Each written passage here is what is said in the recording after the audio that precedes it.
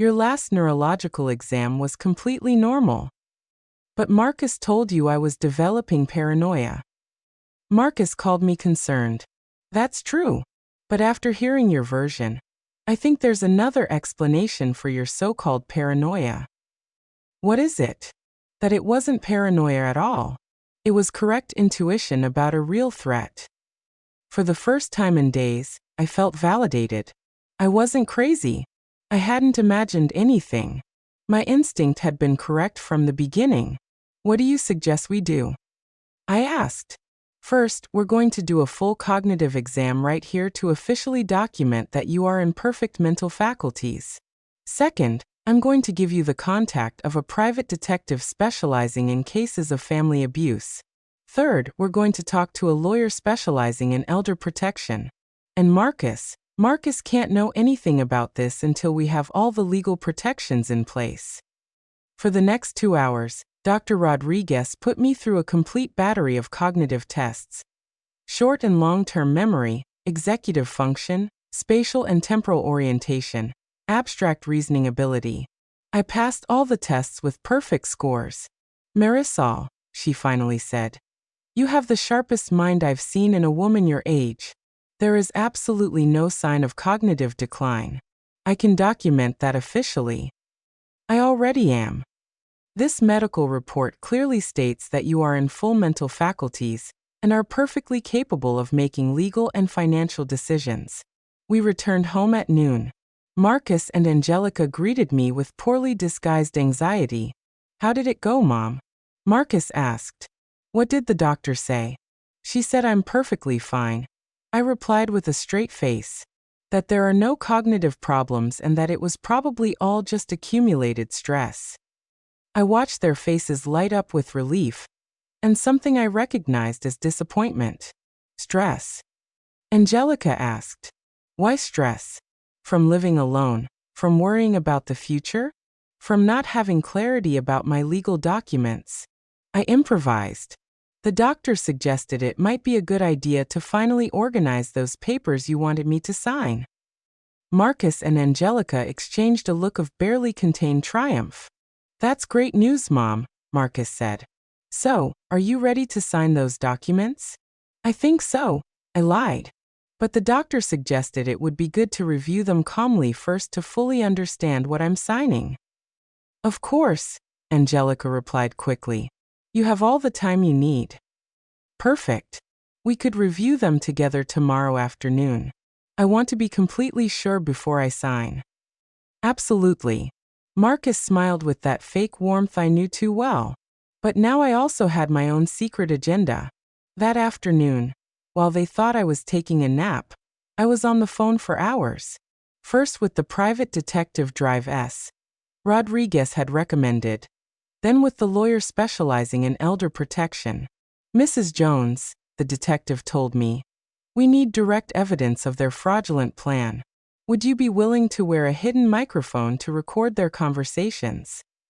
Is that legal? Perfectly legal to record conversations in your own home when there is reasonable suspicion of criminal activity. Then yes, perfect. We'll install the equipment first thing in the morning. We'll also place hidden cameras in your living room and dining room. The lawyer was just as direct. With the recordings you get and the medical report from Dr. Rodriguez, we'll have a solid case not only to prevent the fraud, but to criminally prosecute your son and daughter-in-law. Criminal prosecution, conspiracy to commit fraud, attempted document forgery, financial elder abuse. We're talking about several years in prison. Several years in prison for Marcus, my son. Is there an alternative? I asked. Could we offer them a deal where they completely abandon their criminal plans in exchange for not pressing charges? But we would need solid evidence first to have negotiating power. That night, while Marcus and Angelica celebrated in whispers what they believed would be their imminent victory, I carefully planned the trap I was going to set for them. The next day during our review of the documents, I would have high-quality recordings of everything they said. Finally, I would have the irrefutable evidence I needed. The hunter had officially become the hunted, but they didn't know it yet. Tuesday morning arrived with a crystal clear light that seemed to portend the end of this nightmare. At 7 in the morning, while Marcus and Angelica were still asleep, the private detective and a specialized technician arrived discreetly at my house. In less than an hour, they had installed high-quality microphones on my clothes and microscopic cameras in strategic locations in the living room and dining room. Everything was completely invisible, but capable of capturing every word and every gesture with perfect clarity. "Remember, Mrs. Jones," the detective instructed me before leaving, "try to get them to specifically confess to their forgery plans. We need them to say clearly that they are going to forge your signature, or that they are going to use fraudulent documents. And if they get suspicious, act exactly as you have been acting. Be cooperative but cautious. They expect you to be that way after everything that has happened." At 2 o'clock in the afternoon, just as we had agreed, we sat down at the dining table to review the documents. Marcus had spread all the papers on the table, and Angelica had a pen ready next to each page that required a signature. "All right, Mom," Marcus began with that exaggerated patience he had perfected. "We're going to review each document so you understand exactly what you're signing." "Perfect," I replied, discreetly adjusting my blouse to ensure the microphone would pick up everything clearly. Marcus started with the first document, explaining it line by line. It was indeed a power of attorney, but it was worded in a way that would give them almost absolute control over my finances and property. "This document," he explained, "would allow us to handle your affairs if you ever couldn't do it yourself." "And what exactly does couldn't do it myself mean?" I asked. Angelica intervened. "Well, if you had an illness, or if your memory started to fail, or if you simply decided it was too much work to handle everything alone. Or if you too decided my memory was failing?" I asked with apparent innocence. Marcus tensed slightly. "Why would you say that, Mom?" "Well, after what happened last week when you thought I was developing paranoia." "That was different," he replied quickly. "You were showing real symptoms of confusion." "Real symptoms or convenient symptoms?" The silence that followed was tense. I watched as Marcus and Angelica exchanged warning glances. "I don't understand what you mean," Angelica finally said. "I mean, it's very convenient that just when I discover you want me to sign documents I don't fully understand, I suddenly develop memory problems that justify you taking control of my life." Marcus leaned forward, his patience beginning to crack. "Mom, no one is trying to control your life." "No? Then explain to me why this document gives you the power to sell my house without my consent." "It doesn't say that," Angelica protested. "Yes, it does," I insisted, pointing to a specific clause. "It says here that you can dispose of real estate as you see fit for the welfare of the grantaire." Marcus sighed in frustration. "Mom, that clause exists for emergency situations. If you needed expensive medical care, for example, or if you decided I needed care in a retirement home." "Why do you keep talking about retirement homes?" Angelica's voice had a sharp edge. "Because I heard you say that with the $500,000 from the sale of the house, you could find something affordable but comfortable for my last years." This time, the silence was absolute. Marcus had gone pale, and Angelica seemed to be quickly calculating her options. "I don't know what you're talking about," Angelica finally muttered. "Of course you do. Just as you know that Albert isn't a legitimate lawyer, but someone who specializes in forging documents." Marcus abruptly got up from the table. "Where did you hear that name?" "On your phone call yesterday morning when you told him the old lady was more alert than expected, and that Angelica could forge my signature if necessary." The mask finally fell completely. Marcus looked at me with a mix of panic and fury that reminded me of the child who used to throw tantrums when he was caught in a lie. "You've been spying on us," he accused. "I've been protecting myself," I corrected, "from my own son who decided that robbing me was easier than working honestly." Angelica approached me with slow, deliberate movements. "Marisol, no matter what you think you heard, you have no proof of anything." "I have no proof?" I got up from the table, feeling a strange calm come over me. Are you sure about that? Completely sure, she replied with arrogance. Because we made sure you had no proof. Like when we removed the security cameras overnight. Exactly, Marcus said, having regained some of his composure, believing he had won. Like when we erased all your imaginary recordings and replaced your USB drive. And like when you fabricated fake alibis for Tuesday morning? That too, Angelica admitted with a cruel smile. Marcus never had job interviews that day. He was here with me planning exactly how to handle a mealsome old lady and the WhatsApp messages with the companies. Fake. Marcus laughed. It's incredibly easy to fake WhatsApp conversations when you know how. So you admit that it was all a setup to make me believe I was crazy. We admit you're a stupid old woman who almost ruined a perfect plan. Angelica exploded. But it doesn't matter because in the end you're going to sign these documents anyway. And if I refuse? Marcus smiled with pure malice. Then we'll have to resort to Plan B, a fake medical certificate that declares you're not in the right mental state to handle your affairs. We have contacts who can arrange that for the right price. And then Angelica walked up to me until she was inches from my face. We put you in the cheapest place we can find and sell this house to finance our future. Our future without you, Marcus added with absolute coldness. Because frankly, Mom, you've already served your purpose in our lives. There it was, the complete, clear, and irrefutable confession of their entire criminal plan.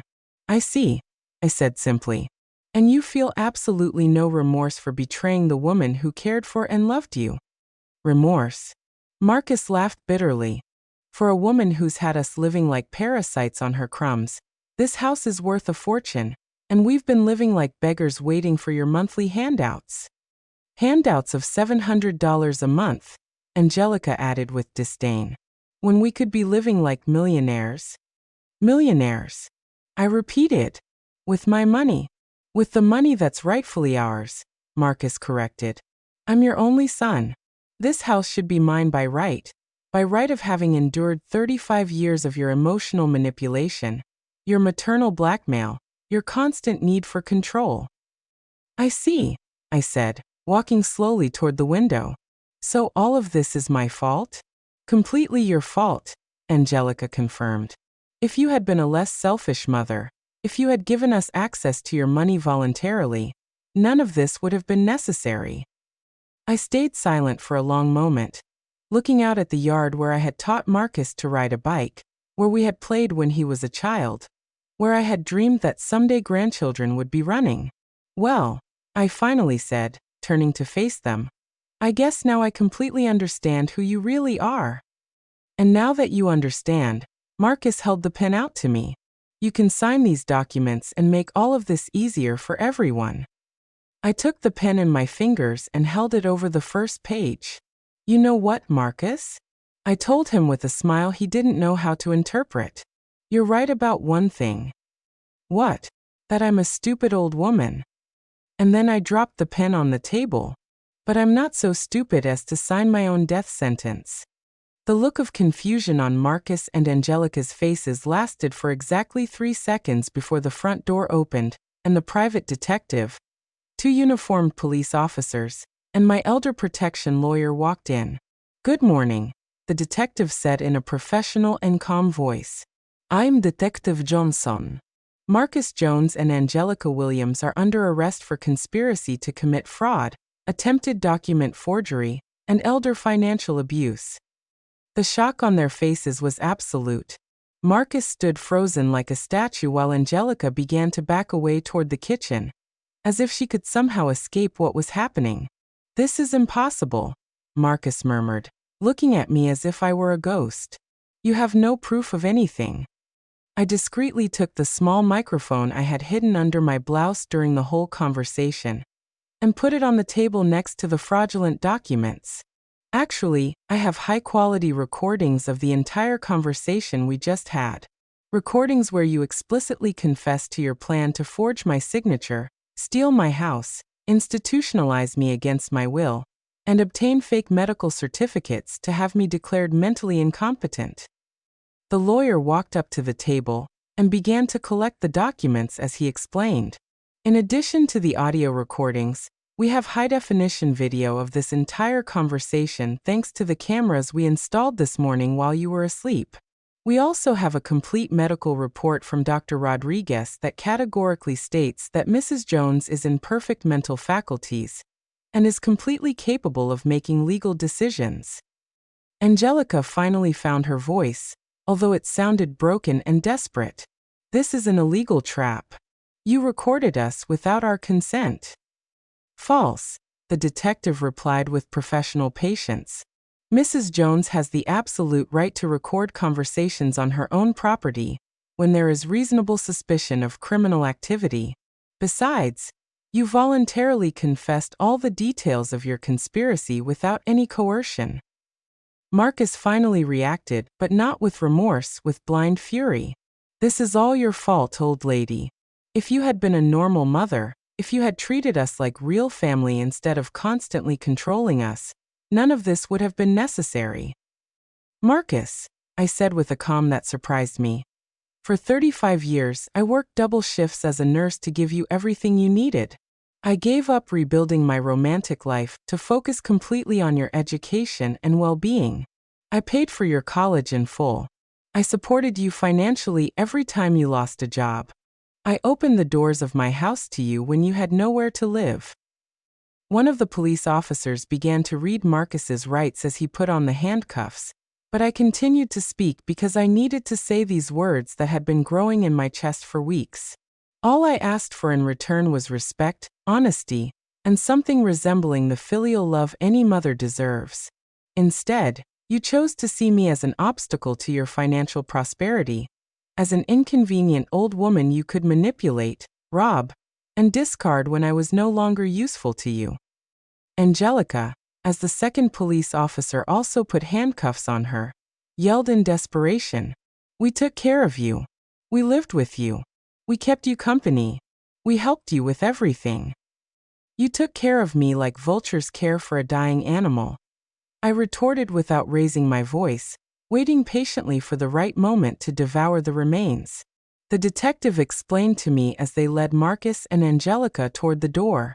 Mrs. Jones, with the evidence we've collected, the prosecutor is prepared to file charges for criminal conspiracy, attempted fraud, document forgery, elder financial abuse, and psychological manipulation with the intent to mentally incapacitate a victim. We're talking about sentences that could range from 5 to 15 years in prison for each of them. And if I wanted to offer them some kind of deal? I asked, feeling that last vestige of maternal love that never seemed to completely die. My lawyer intervened. We could consider a deal where they renounce any future claim on your property or inheritance, stay at a minimum distance of 500 feet from you permanently, and complete rehabilitation programs for family abuse. In exchange, he continued, you could consider not insisting on the maximum criminal sentence. Marcus, from the front door, with his hands cuffed behind his back, looked at me with eyes that mixed hatred and desperate pleading. Mom, please think about it. I'm your only son. Are you really going to destroy your own family for a house? The question that had been tormenting me for days finally had a clear and definitive answer. Marcus, you destroyed this family the moment you decided my life was worth only the dollars you could get for my house. I'm simply protecting what's left of my dignity and my right to live in peace for the years I have left. After Marcus and Angelica were taken away, I was alone in my house for the first time in months. The silence was profound, but not terrifying. It was the silence of recovered peace, of eliminated danger, of betrayal finally exposed and punished. I sat on my favorite armchair, the same one where I had so often comforted Marcus as a child, where I had read him stories, where we had watched movies together during his adolescence. Now it was simply my armchair again, in my house, in my life that finally belonged entirely to me. 3 months later, Marcus and Angelica accepted the deal we offered them. They gave up all rights to my property, agreed to stay away from me permanently, and completed rehabilitation programs. In return, they served only 18 months in prison instead of the 10 years they could have faced. Some people asked me if I didn't regret being so hard on my only son. My answer was always the same. I didn't regret raising him when he was a defenseless child who needed love. I only regretted not having understood sooner that maternal kindness should never be practiced at the cost of self-destruction. Now I live peacefully in my home, surrounded by neighbors who have become my new chosen family. I have learned that true family is not defined by blood or legal documents, but by mutual respect, honesty, and genuine love.